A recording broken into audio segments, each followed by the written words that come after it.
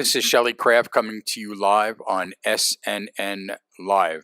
We're at the Growth Capital Expo at Caesars Palace in Las Vegas 2016.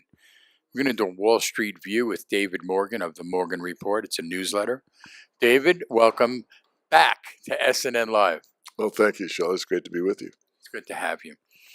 David, the Growth Capital Expo is for micro-cap companies, investors, sponsors, etc.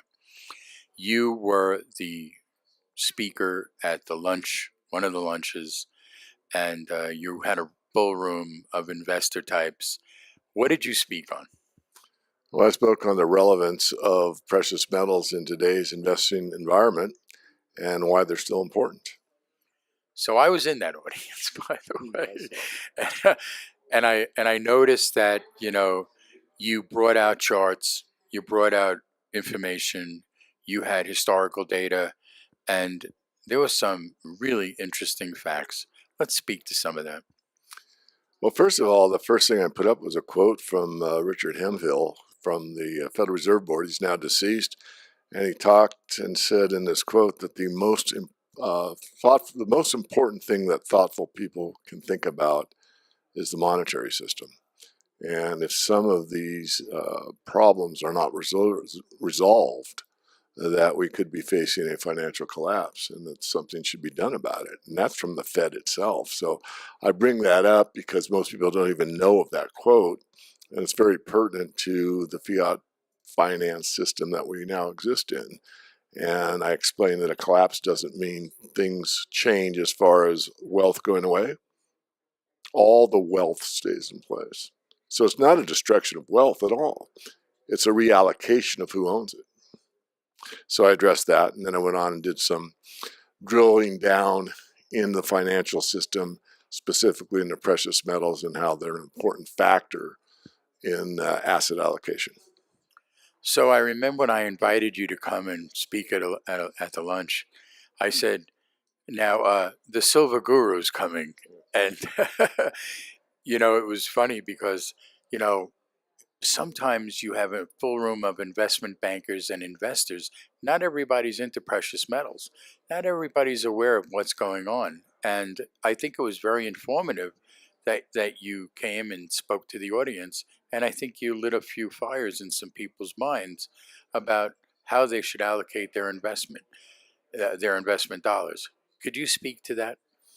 Yes. Well, first, thank you. The first thing I did was thank you and your family. Shelley's our class act, and it was very much an honor to be able to speak here. And these are people that have the entrepreneur mindset, which I very much admire. And I went through, as you said, why this asset allocation is important. I think that I did set some fires because later on I had about 3 people over time come up to me and said, effectively, wow, I didn't know. And it is important, and, can I get some more information, which I was happy to do for them. So you talked about gold, silver, platinum. What are some of those relationships to the current status in the market? Well, platinum right now is it's really not a monetary metal. I mean, classically it is, but in practical terms it's not. And it's basically based on the auto industry. And of course, as I said during the speech, the BDI, the Baltic Dry Index, the shipping availability is huge because there's no ships, but very few traveling the oceans. In other words, trade has come to a very slow sputter relative to what it was during the heydays of the early 2000s. So this is something you have to factor in your thinking.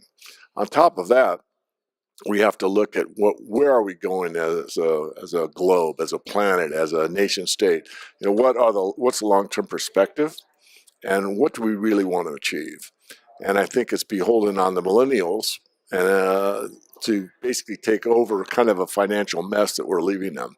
One of my biggest aims throughout my life has been to bring this message to more and more people so that better understanding can be held by all.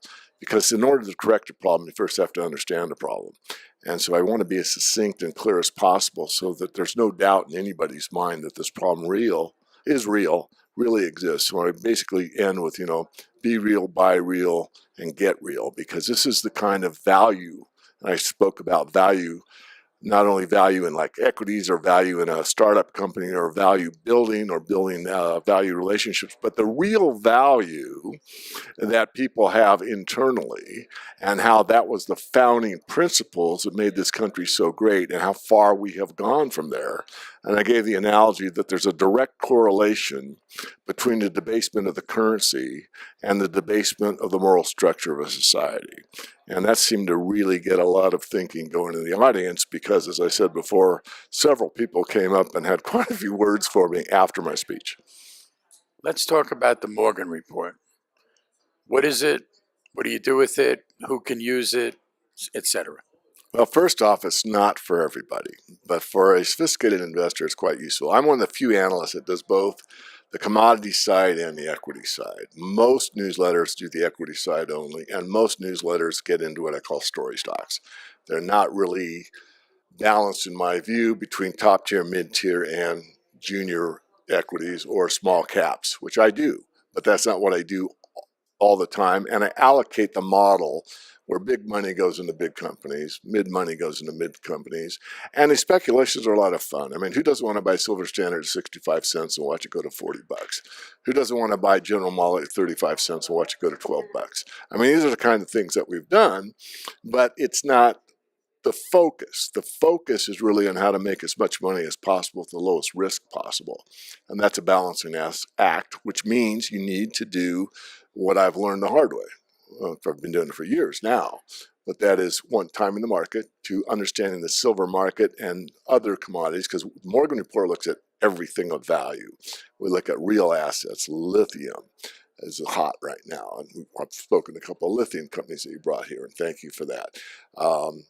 Looked at the energy sector. We looked at geothermal. In fact, I met with geothermal, and I've already done a deep drill down, excuse the pun, into that company once before for our mastermind clients. So there was some more synergy here with me than I actually expected coming into your show. So anyway, back on point.